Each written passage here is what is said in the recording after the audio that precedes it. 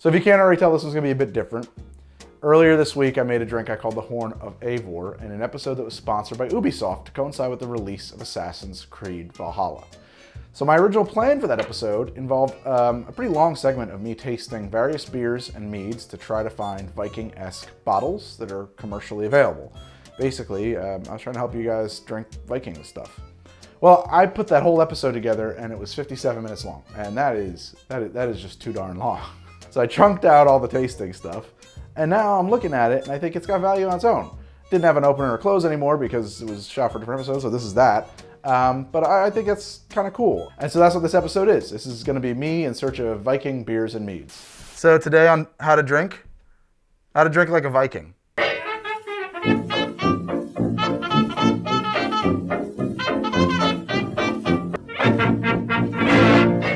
Vikings are frequently associated with mead. Mead was mostly reserved for either like the wealthiest of Vikings or for festivals and holidays.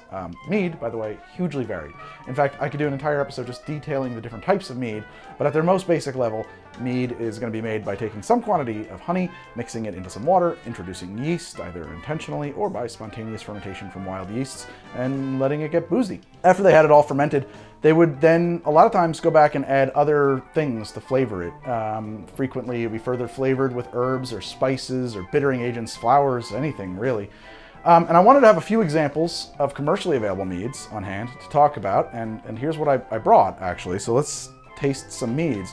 And I specify commercially available because, like, yeah, I mean, I'm gonna get some comments, I'm sure, about like, oh, you could have made your own. Oh, you could have gone to this little local meadery or something like that. Of course I could, and so can you, but this was stuff that I was able to find with a little bit of digging at a liquor store. I don't want to be doing stuff on the show that is just like completely inaccessible to anybody but the most, you happen to be in the right place at the right time. It'd be useless information, right? Well, let's start with this. This will be my baseline. I'm pretty familiar with this one, and I like it. So let's have a sip of Viking Blood. Viking Blood has a reddish color.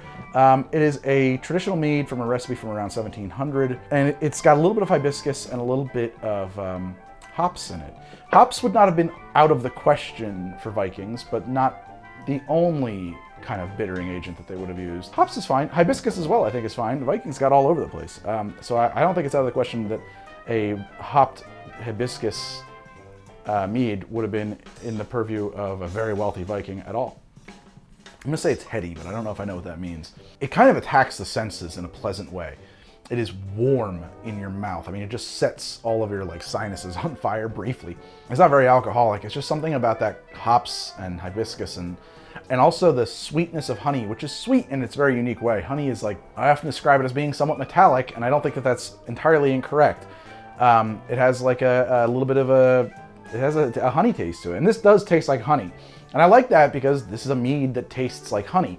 Not all meads taste like honey, and if you want a baseline mead that tastes like honey and is made the way that a mead should be and that's commercially available, I don't think this is a bad choice. This is probably, for me, this is my stock standard mead. When I need a mead, I start there. It's delicious too. I mean, it's super good. This is Beezz de Fun, natural fermentation from pollen leaven, sparkling mead from Canada.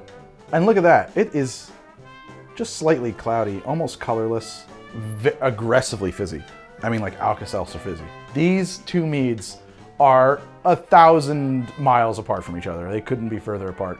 I should have poured less because I didn't bring a dump bucket, which means I'm gonna have to drink all of this. I won't make that mistake again. It is incredibly dry. There's no sugar left in there at all. The yeast have gone to town. And it has some, I'm gonna say esters. I think I'm right when I say that. It has some unusual esters. It has a weird kind of burning plastic or rubber aftertaste. Oh man, yeah.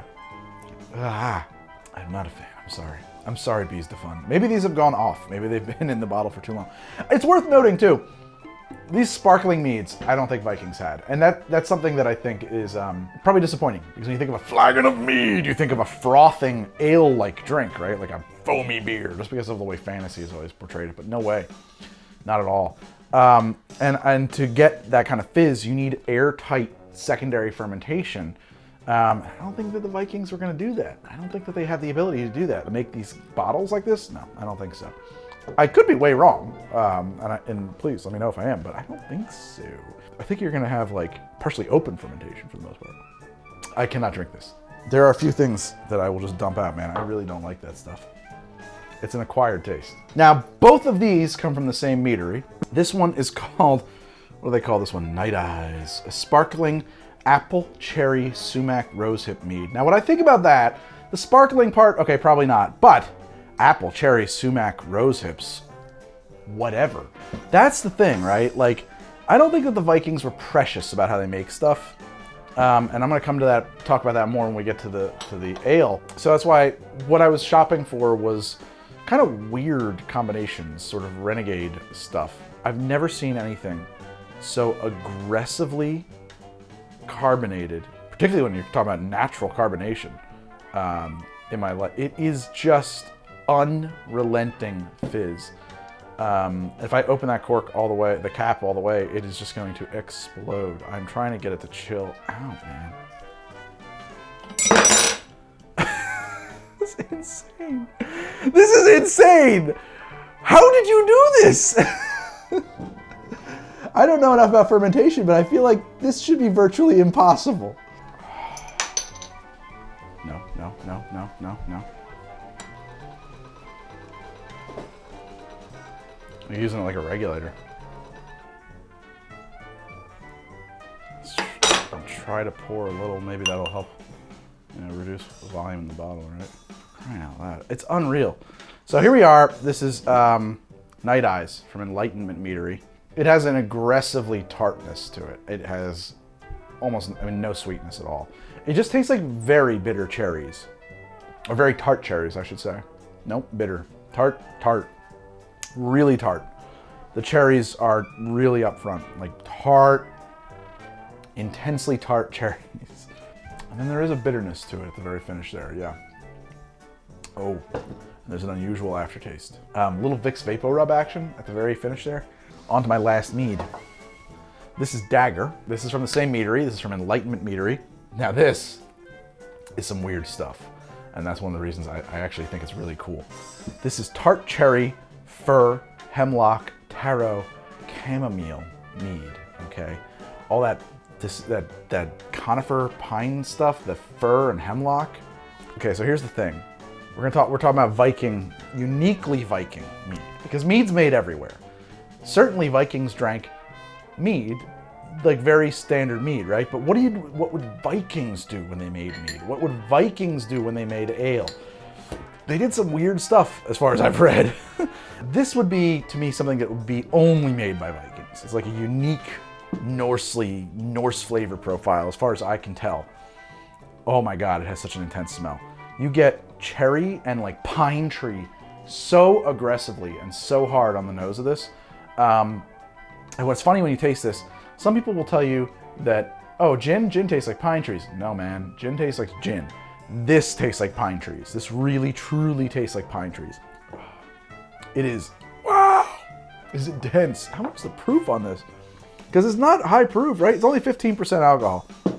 30 proof, actually, that's pretty strong. It comes in tart, and then quickly this conifer flavor comes in, and the volume gets turned up on that Douglas, that fir, that hemlock, which poisonous. I'm curious about that. The volume gets turned up very fast, and it's like you go right past pleasant into, oh man, too much, and then it lingers there for a tick, and then it comes back down, and on the way back down, it's like, oh, that's actually kind of nice again, where it interplays with the cherry, and you get a different part of the cherry there. I don't know what the chamomile is doing or the taro. I couldn't tell you off the top of my head what those two things actually really taste like. The whole thing is quite medicinal. You know, it is, I mean, if you talk about like medicinal spirits of the Dark Ages, like this is something that yep, absolutely. This is 100%, from what I know, from what I understand. I can't say for sure that this is an exact recipe, but yeah, man, some weird like woods alchemist druid's gonna be up there brewing this in a pot. Yes, this is that. I think the taro is the bitter part. It's so bitter right away. But then you do get cherry and fir or hemlock. Who could distinguish? That's some weird stuff. Oh, you put too much in though, you get like it's almost like a brain freeze for your throat. It's just like, oh man. No wonder it comes in such a weird little skinny bottle, because like a sniff is all you need. Certainly there are other meads out there, and that's without diving into the really hard to find locally produced stuff or the stuff you make yourself, but I really wanted to focus on stuff you'd have a chance of finding at a store somewhere near home. All of these came from Astor Wines, so if they deliver to your state, you're in luck. Now, mostly Vikings drank ale, not mead, and I do mean mostly, like more than water. It's a common thing you're going to hear about ancient peoples, that they didn't know much about disinfecting water, but the beer was clean, so they drank that instead, and there is a lot of truth there. So what was Viking ale like? Well, the first thing, even though they considered ale and mead to be a gift from the gods and a matter of religious importance, they weren't precious about what went into their brew. So looking to modern definitions of this style beer versus that style of beer is not going to be much of a help, right? But it does seem that Viking ale was mainly brewed using barley as a grain source. They did sometimes use hops for bittering, but not exclusively, and maybe not even that often. They also really liked spruce and pine, and especially juniper. Actually, there's a juniper bitter style of beer that is still produced in Finland called sahti. I'd love to get my hands on some to try it, but it is mighty hard to find. It's also true that they didn't exclusively use barley for the mash, and from my reading on this, which could be incomplete, but then how would I know? It seems that every brewer and every settlement or town would probably have their own approach and frequently would produce stuff that we would now consider really renegade hybrid stuff. Barley, apples, pears, any fruit, tree parts, honey, anything that they could coax into fermenting that would, on balance, produce something likable. And remember, of course, that beer is kind of an acquired taste, so a local expression could be about anything, and anything could be likable if you've been making it for a while. You know, anything could go into it, right? And that, I think, actually, it makes mead produced really mainly from honey, although we had some examples here that weren't, but mead really produced mainly from honey, more rarefied and desirable. I think that a lot of the Viking talk about mead and this love of mead is really aspirational. I think it's about, you know, we got to get the gold, man. We got to get the mead. We got to get that money, and then we'll be living on the easy street where the mead flows like ale. What I can say for fair certain is that they didn't make lagers. Lagers use a different kind of yeast that is not isolated until like the 1800s. So the question, I think, is keeping all of this stuff in mind. If you go down to your beer store, you go down to the bottle shop, and you want to buy some commercially available ales that would be, you know, Viking appropriate, what should you buy? I'll tell you what my thinking is. My thinking is that you should look for ales with a particular eye towards wild fermentation and really atypical ingredients. Not that they didn't have ales that would have been made, you know, strictly from barley. They probably, a lot of their ale, maybe most of it, would have been strictly a barley. But what makes it uniquely Viking would have been these really weird, anything goes renegade brews, I think, right? That's what is uniquely Viking. I bought all these beers in my Viking ale hunt. Let's taste some of them. I can't promise I'm going to do them all. And see what they're about, okay? Let's start with this. This is just Belgian ale. So what is this? This is La Fin du Monde. I picked up one Belgian ale because a Belgian ale is not wrong. A Belgian ale would have been a pretty good example of an ale of its age, I think. Ooh, this one's ready to go. Ooh. Oh man, what a wonderful smell. Light in color. God, that's delicious. That's nice. I like that. Oh, there's so much apricot. I mean, like really strong apricot notes. Is that made with apricots, or is that just like a magic thing? I would not be surprised if they were using apricots in this. Brewed with spices, bottled, fermented. Delicious, and probably appropriate to a Viking style of ale. The ale they would have drank every day? No, certainly not. You're raiding an abbey somewhere? You might find some Belgian ale. Okay, this is one. This is, I might pronounce this wrong. I think it's Trogs Independent Brewing Wild Elf. They put this out every year. It's like a Christmas offering. It's a wild ale, so they use the wild yeast, brewed with cherries and honey. This, just on thematics alone, I feel like this is maybe the most Viking ale I have. Tart, very cherry. Is that like almost lime-like? Yeah, almost. A little bitter. Hey, bitter. It's got some unusual characteristics. There's like a dark chocolate finish to that. Like a very bitter dark chocolate. This is another one. The Wild Beer Company, Bliss, Secret Spices, Roasted Apricots, Wild Yeast. That sounds like Viking ale to me. You know, the recipes might change, but the chemistry doesn't, right? Ale is kind of ale through the ages. That's very dry. And earthy. That's a, ooh, almost tastes like mushrooms. That's a really unusual beer. I would imagine as you traveled from village to village, or thane to thane, you would find different styles made by the alewives? Did they have alewives? They might have. I don't know if I'm mixing up Game of Thrones and actual history right there. This is Lost Abbey, Ghosts in the Forest, Oak-Aged Wild Ale. I like Lost Abbey. It's a wild ale. It's aged in oak barrels. Now, would Vikings age their ales? They might, you know. By the end of the winter, they probably hadn't been brewing all winter. By the end of winter, it'd probably be pretty old, right? Cloudy. Nice. Totally drinkable. I like that. It's tart, but in like a pretty pleasing way. It's not overpowering at all. I like a sour, but I don't, sometimes I've had some sours that are like, oh boy, a little too much. I like that. It's kind of citrusy in its flavor. And, you know, not having a lot of citrus around, if I'm waiting for that midnight sun to show up finally, or, you know, waiting for the end of winter, that's probably a refreshing treat or meal. I haven't touched this one yet. Upland Sour Ales. Foraged yeast, I find that fascinating. Yeah, they foraged the Smoky Mountains, brought back some strains and made beer with it. It's pretty wild. There's something there. The idea of a foraged yeast, and you don't know what you're gonna get, and what you get is what you get. That's light. It's really light. There's not like a lot of bite or funk there. I mean, it's pleasant. It's like, oh, it has a weirdness there. I don't know the word for it. It does have a strangeness. There's a little bit of, a little cheesiness to it. I don't know. All right, splash of water. And then the last two are two that I actually really like, and I've had many times. They're two of my favorite beers, honestly. Let's start with the BELHAVEN. I like BELHAVEN Scotch Ale. Scottish ale, if I'm not mistaken, involves the toasting of the barley. It's night and day. It's just like woody, earth warm tones. I mean, it's nothing like these other guys. Each of these have been really unique. The wild stuff does tend to kind of approach like a sourness, right? Like it's kind of a sour. A lot of them are more sour. All right, my favorite beer, Icestock Wee Heavy. Now, Icestock is Icelandic, and they do have a Viking on the bottle. They have a couple of other beers that I think are less Viking-y, but the Wee Heavy, I think this one's pretty Viking-y, and it's a Scotch ale. So this is toasted barley with Icelandic Angelica, which is apparently a fabled herb that Vikings used as currency. So this one might be real Viking-ish too, right?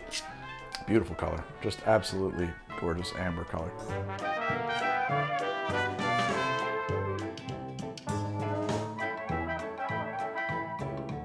I love that beer. It is just so texturally, it's really, I mean, almost a cream ale, right? I mean, it's not, but it has a creamy texture to it. It is delicious. Physically smooth. It's not bitter. It's not sour. It is just a cozy glass of delicious. Oh, there's such like a macadamia nut finish there sometimes. Ha! All right, we've opened a lot of beers. Well, thanks for watching, and I hope you dug it. It's a weird thing, but maybe straight beer, wine, and spirits reviews is something I can consider doing more of if you guys are real into that. I don't know. If you're enjoying the show, though, please do me a favor and do that like, comment, subscribe business that everyone else is asking you to do. I'm on Twitter at HowToDrink. I am on Instagram at HowToDrink, and Patreon at patreon.com/HowToDrink, and Twitch at twitch.tv/GregFromHTD. If you want to see more of this kind of thing, let me know. But also, here's some other episodes you might enjoy. Or not. I don't know. Who knows? Any of that look good to you? That look good? That one?